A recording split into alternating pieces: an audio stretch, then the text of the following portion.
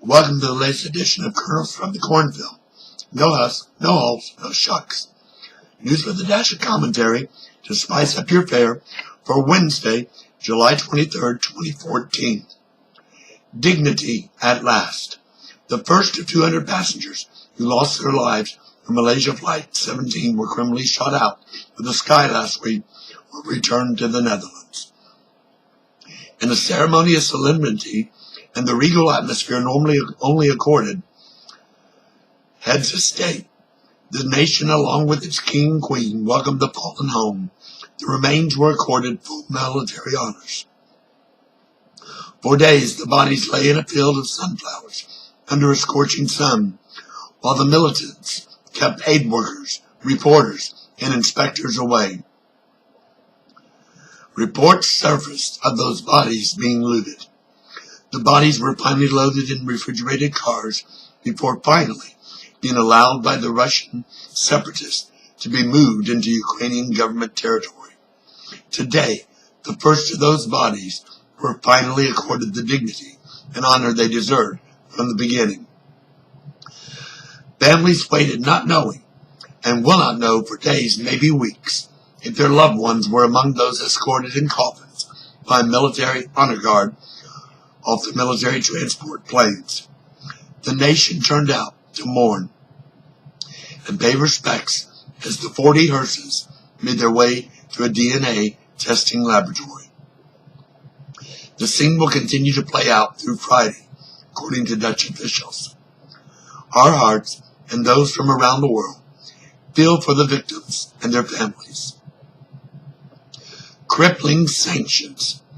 The Cornfield's own senior U.S. Senator Dan Coates called today on CNN for crippling sanctions against Russia and its president, Vladimir Putin, for its complicity in blowing Flight 17 out of the sky.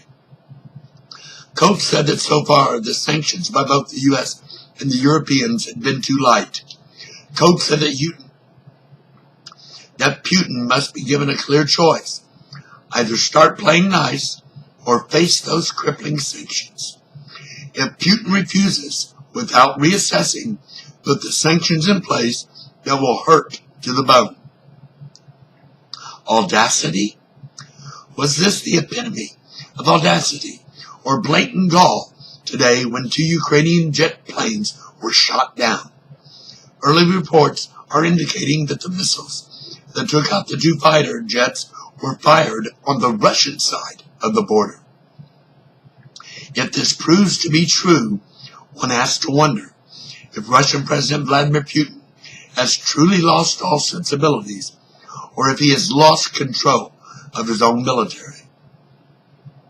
On the very day that the bodies were returned to the Netherlands from Flight 17, shot out of the sky by pro-Russian separatists in a criminal act, in the same area, 2 jets were shot down. This is adding outrage to outrage. Compounding the situation, U.S. military sources are reporting that Russia is moving troops ever closer to the border with Ukraine. The movements are indicating that Russia may be positioning itself to fire into Ukraine and blame it on the separatists or even the Ukrainian government. Doesn't watch the news? President Obama, at a fundraiser in Seattle Tuesday, said something which is devoid of credulity. The president remarked that he doesn't watch the news. Excuse me. The president went on to say, whatever they're reporting about, usually I know. Really? How many times over the past 6 years have we heard the president or his press secretary say that the president only became aware of this or that after he heard it or read it in media coverage? The Veterans Affairs scandal, AP phone records seized, General David Petraeus, Federal Marketplace exchange woes, health insurance policies being canceled, IRS targeting conservative groups, Benghazi security requests, Fast and Furious, spying on Angela Merkel, Shall I go on? Take it and get insurance. The General Accounting Office, which is nonpartisan, conducted a test of the marketplace exchange system implemented as required by the Affordable Care Act. Turns out that 11 out of 18 fake applications for health insurance were able to obtain subsidized policies. The House Ways and Means Committee is now investigating. Sleeping too much? New studies are revealing that getting 8 or more hours of sleep may not be good for our health. New research is recommending between 7 and 8 hours, with the optimal being closer to 7 hours. Nothing wrong with loving your snooze time. Just remember, the more you sleep, the less hours you may have in life to sleep, according to these recent studies. Flight disaster. Another commercial airliner has been downed. This time, the culprit was a typhoon. A Trans-Asian Airways flight crashed on its second attempt to land on a small island off Taiwan in the middle of a typhoon. Lost were 47 lives. The plane crashed into a building complex, setting the buildings on fire. Thoughts and prayers to the victims of this tragedy and to their families. Lockdown? Little Rock Air Force Base, outside the Arkansas state capital, went on lockdown around 11:45 a.m. today.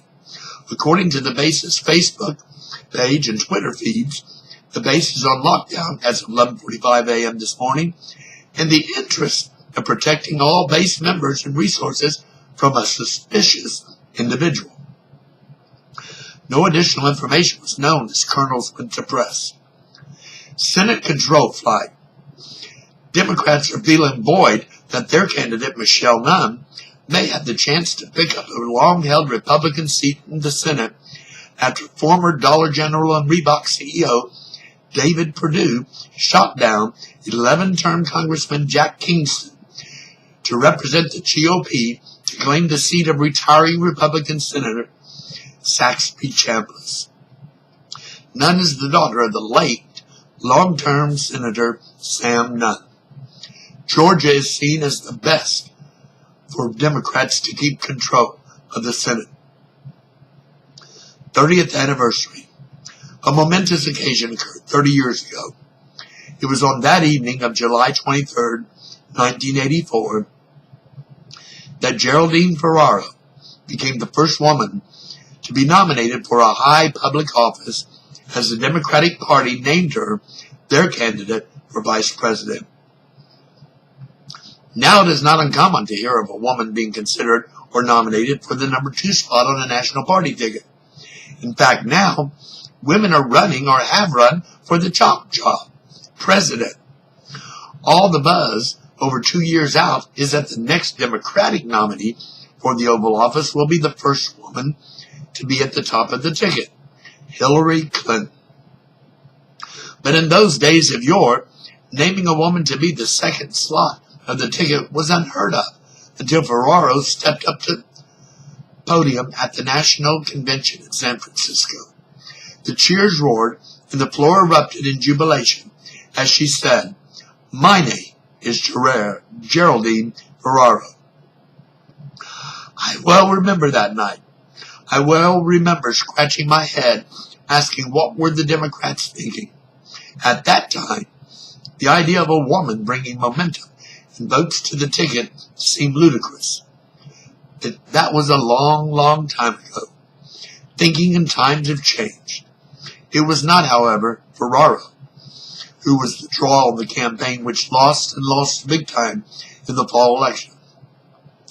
The blame for that loss fell squarely on the shoulders of the presidential nominee, Walter Mondale. As many have said, perhaps it's long past time to put a woman in the White House, not as First Lady, but as President. Surely the Republicans or Libertarians can find the right woman. I'm not a fan of Clinton.